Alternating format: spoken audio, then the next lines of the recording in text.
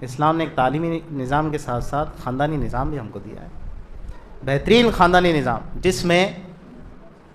آپس کے پردے، آپس کے حجابات، آپس کی دوریاں، فزیکل ڈسٹنسنگ، تاکہ سماج میں بے حیائیاں جنم نہ لے سکیں۔ اس میں دو رشتے بڑے نازک ہیں، ایک رشتہ ہے بھابھی اور دیور کا، دوسرا رشتہ ہے سالی اور بہن بھائی کا۔ لیکن ان دونوں رشتوں کا حال ہمارے اپنے معاشرے میں، عوام کیا خواص کیا، اللہ ماشاء اللہ، یہ حال ہے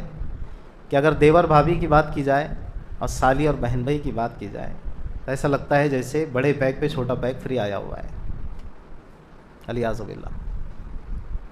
ہاں کیا ہوا، دیور بھابھی ہے، وہ مذاق کر رہے، کیا ہوا، سالی بہن بھائی ہے، اب وہ سالی سے مذاق نہیں کریں گے تو کس سے کریں گے؟ ارے واہ، کہ بڑے پیک پہ چھوٹا فری آیا،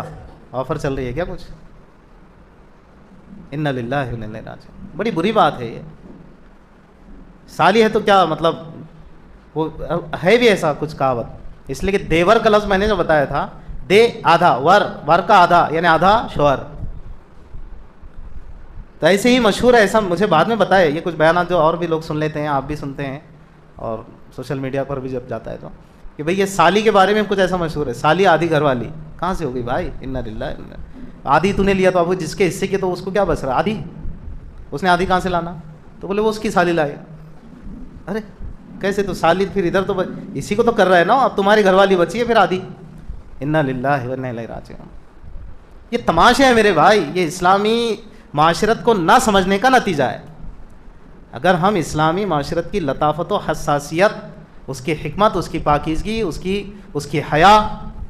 اس کے مورلز، اس کے اخلاقی پہلو پر